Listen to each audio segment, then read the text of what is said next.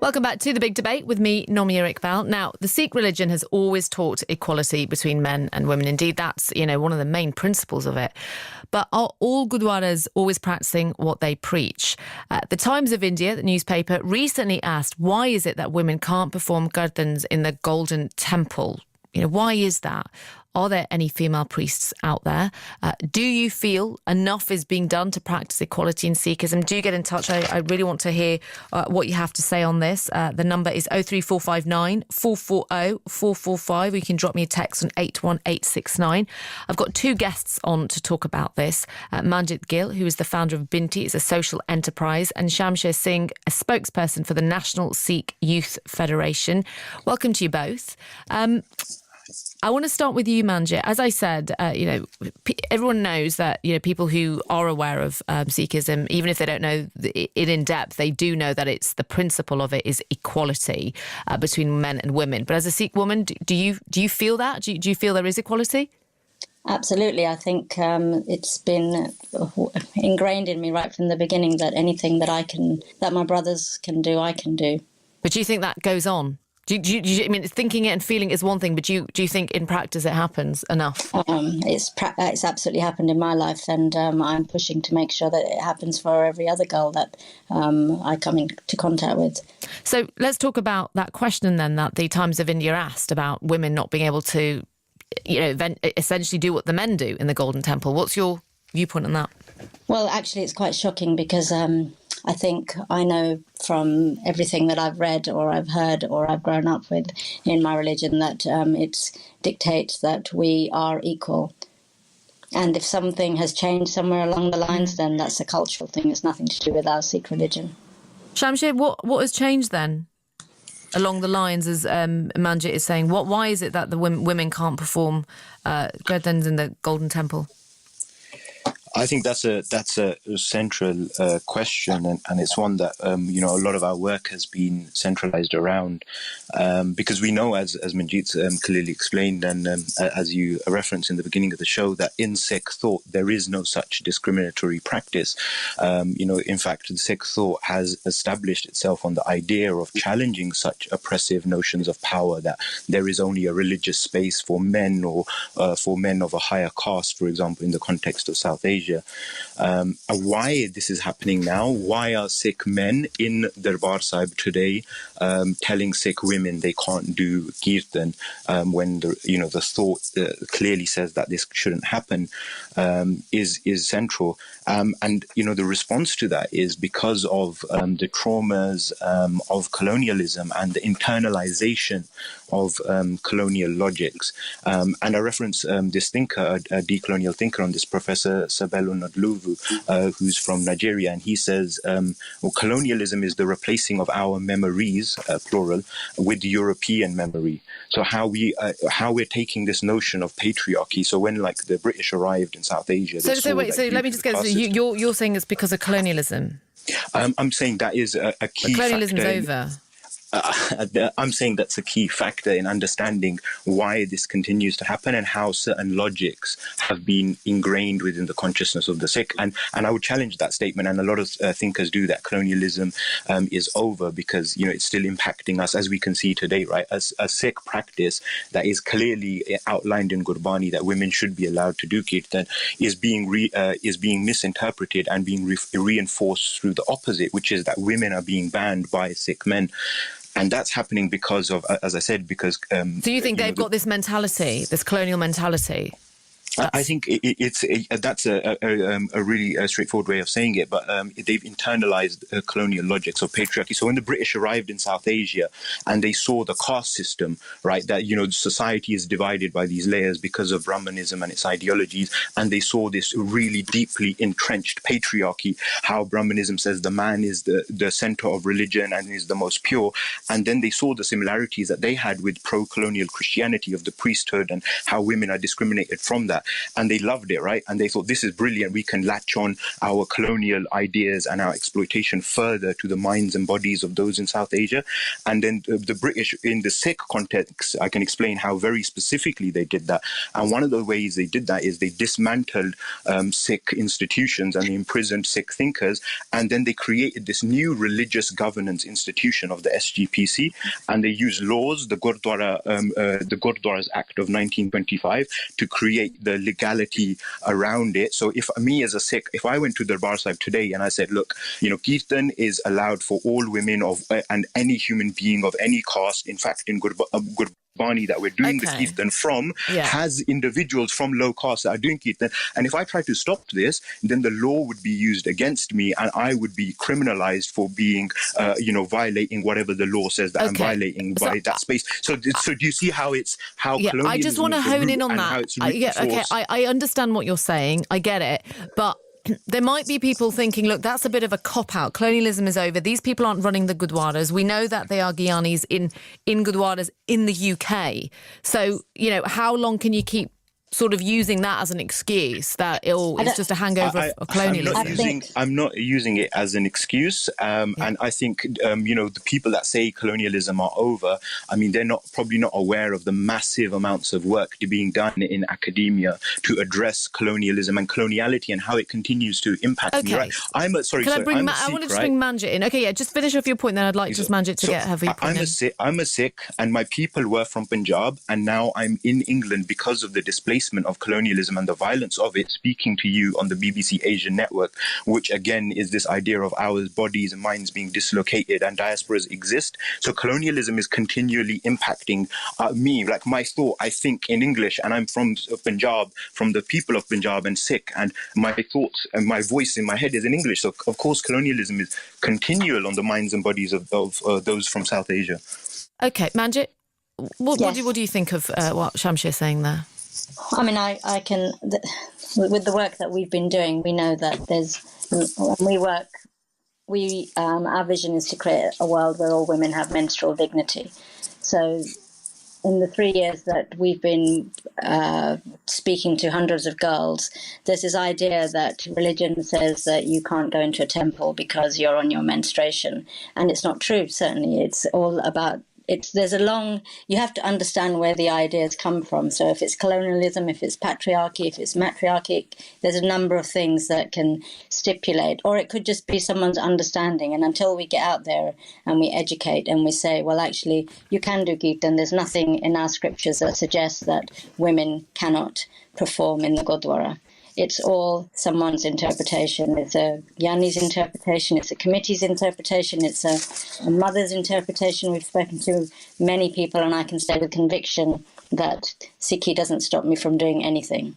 And but if there are people, who think, like Shamsher is saying there, this is a hangover from colonialism and, you've got all these issues of patriarchy. What are Sikhs doing now then to challenge that? Rather than just talking about it, let me, to challenge discrimination that's going on right now within men and women. Yeah, go for it, Shamsher.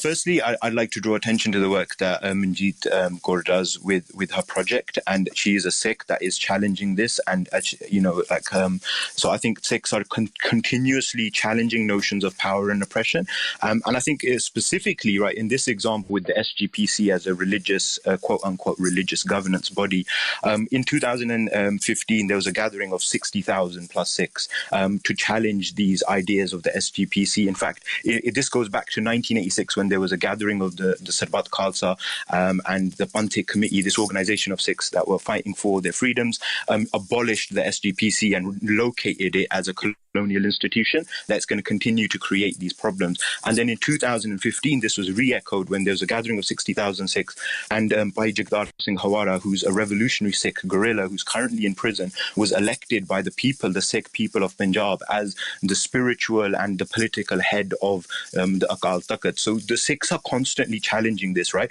So on that point as well, we are the ones, and our thought is the ones that is being impacted by this. Like I said, right, if I went to Darbar Sahib and said, look, the Sikh thought says Kirtan should be allowed to be done by everybody, not not just women as well, but anybody can do Kirtan, I would then be like challenged. I'll be removed from that. Law would be used against my body and my mind. So that thought would be challenged through legality. So like, it's not just a hang up to colonialism. This is enforced so what you're saying, today, reality. Right. So if you wanted to challenge this discrimination, you're saying that it would be very difficult for you to do so.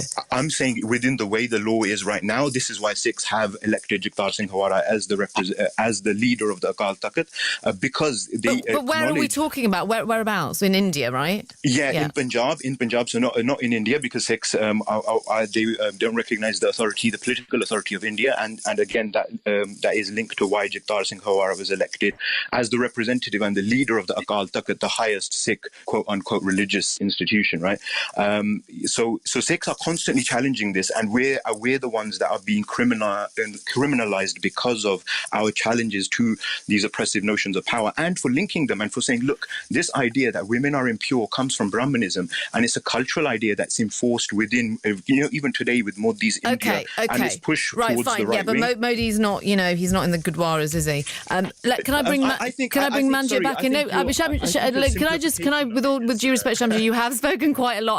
I do want to get Manjit in, and I think especially because Manjit's a woman, really important to hear from her. Her work is amazing. Well, Manjit, tell me about your work. I'd like to hear it straight from you. Okay, so we do a lot of work on the ground, and we've been to several cities across India, and I can explain one example where I know that it's cultural and it's not religion. So we were providing a menstrual education class to a small village in Dehradun, and I was just talking to the class in general, trying to work out if there was any restrictions in terms of going to the temple or not being allowed to sit with their family while they were on their periods. And I think what I realized very quickly was that actually that the girls that I was speaking to were all from an Islamic religion. And not only were they holding on to what Islam told them about menstruation, but they'd also picked up on the local Indian culture. So they wouldn't sit with their family if they were on their period, or they weren't allowed to eat out of the same dishes.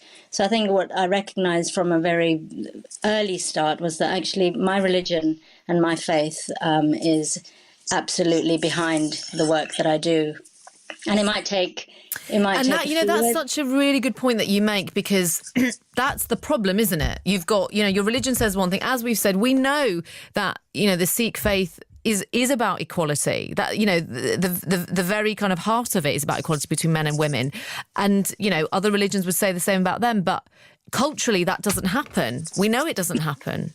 Well, culturally, it's the lack of education. It's being misinformed. It's having your mother tell you things that she had happened to her through her life, and then just passing it through generation by generation. But having discussions, and the young today won't accept or tolerate a restriction or not being empowered as girls. So every time we have a discussion, it gives someone else cause to think about why they're following what beliefs they think are real. Shamsher, and I mean, in the context of in the UK and the Sikh community here, do you think you have it easier as a man? I think all men have it easier, and that's the constant point I'm trying to link back to, and it's because of colonialism and the centrality of the male to the world, right? And as a Sikh male, in some ways, I would say I have it easier. In some ways, I'm like so visibly different, right? So I wear a turban, I have a beard. So when I navigate my body through all spaces, like if I'm on holiday, wherever I am, I'm constantly stared at and seen as, a threat, or, however I'm interpreted or misrepresented. Like one friend asked me once, she was like, what would you rather be? Would you be ignored because obviously you look so visibly different, or would you rather be misrepresented? And I thought about that for a while, and I was like, look, if I'm misrepresented, the chances are that someone may kill me. So you're basically talking about the challenges as a man outside of the community, right? I accept that, even within. So you're saying it is hard for you as a man? I'm saying there are challenges that we all face, and it's difficult navigating those, like this, right? So this is a perfect example. This conversation around menstruation. A lot of Sikh men would say that this isn't something that we should discuss outside the community. We should discuss this with inside the community. The example is there's this notion of shame around even talking about such subjects, whether it's menstruation or sexual violence or abuse or domestic violence. So in that regard, I'm an ally to everybody who wants to talk about those topics and wants to address why they occur and how these power dynamics that aren't Sikh, because Sikh thought clearly challenges this. Guru Nanak lived with his sister for, a huge period of time. And even today in South Asia, living with your sister or eating from a house is something that's frowned upon. So, in some South Asian cultural and religious communities. So like Sikhs always do this, and like it's central and to challenging these notions of power and how and why they occur. And we draw it clearly to Brahmanism and colonialism, and that's been constantly reinforced in today's modern day, quote unquote, India, right? Yeah. Because what is modernity? Okay, let me bring Manjit back. And Manjit, I'm going to ask you the same question. Do you think it's easier for a man? I'm talking about in the UK, within the communities here. Do you think they've got it easier? Well, I would say that British Sikh men have their own challenges with whatever they need to deal with, right? So I wouldn't ever compare the two sexes and it's not really a competition. It's about finding a way that we can work together so that we can, as a unit, look at the challenges that we have as a community and work our way through them. Because actually, if we are going to get ahead, we need our Sikh brothers to help us look at the things that do keep us away from being equal. And, we're like any other community, or we're like any other religion. We all have things that are often construed because of lack of education or because of the ways things have been done for generations. So it's just something that really, I'm quite shocked after 3 years of doing this work with having this idea that I could do anything that I needed to do in a Gurdwara to read this article that suggests that actually I can't. Yeah. Let me put this WhatsApp message we've got from Balvinder, who says, Sikh Council and Sikhs are not lobbying on issue of equality in Darbar Sahib. Inequality is still rife in Gurdwara management committees, hardly any women on their boards, and the men are happy with status quo, which prefers men. What would you say to that? Yeah, I think it's time that we brought women in, because actually we do need to have a voice so that we can discuss things like menstruation that affects us in a cultural context. Yeah, and Shamsher, I assume you would agree that there does seem to be more equality in Gurdwara management committees? Oh, have we lost Shamsher? I hope we've still got him on. I'm here. Yeah. I'm here. Yeah, definitely. I mean, Gurdwara committees, again, they're an exact reproduction of the SGPC, how they're enshrined in law, and how if you challenge, practices outside of Sikh thought within a space that claims to be for Sikhs, then the law is used against you to criminalize you. So they're an exact reproduction of the same logics of colonialism, and they use the same power dynamic, right? The man at the top, you're either right or you're wrong, or you're either allowed or not allowed. And these power dynamics in binaries are like massively problematic for all Sikhs, because Sikhi exists to challenge oppressive notions of power and these types of power structures. That there should be nobody who arbiters what religion says you can and cannot do, and every Sikh is empowered in that regard, and every Sikh man, woman and child is a sovereign being and a sovereign entity, and we are empowered to challenge such power notions, and we will continue to do so however long it takes, because this is what our faith is about, and what it teaches us. And it manifests itself in amazing ways, in the diaspora, and how the activism and how, the work of people like Manjit comes forward to like challenge those, and it's inspired by Sikhi, right? So there's so much hope in this, and we can hopefully. Well, just even having the conversation is important, isn't it? It's very important. Let me just bring Bali Singh on, who's called in. He's listening to our debate. Morning to you, Bali. Morning. How are you? Yeah, good. So, yeah, good. What would you like to? What comment would you like to make, or question you'd like to ask? Yeah. Firstly, I just think it's because obviously I'm calling from a Munna perspective. So, for example, I'm on my journey to Sikhism. I'm not fully, Amritari Sikh yet.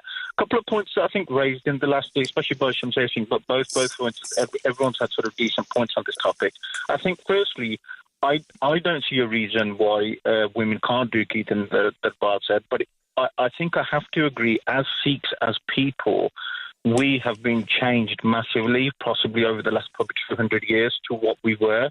So, for example, prior 1947, Muslims actually did Kirtan in the Darbar, because there aren't Muslims in Punjab now. Muslims actually, there were actually special Kirtan people, they were actually participating. So if another religion can, why can't women?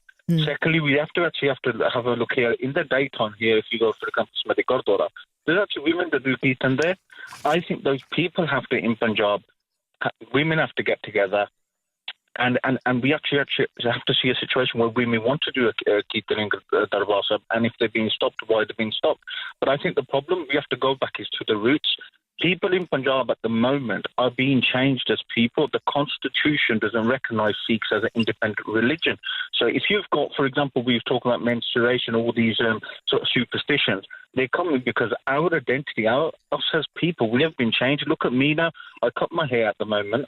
I eat meat and everything. Yes, I'm on a journey to Sikhism. But when I actually look at what's going on in India with my relatives, their thinking is more aligned to Hindu ideology than Sikhs. I think Sikhs here outside, we are actually trying to discover our religion and our identity and reclaim our lost sovereignty. So we've got to look at this. This is happening from a very deep-rooted establishment trying to ruin our culture and identity. So this idea that women aren't equal, I'm sorry, but I'm on my journey to Sikhism. I think Sikh women get more rights than any rights, but let's not confuse Sikh women getting rights to Punjabi culture because they're just totally different.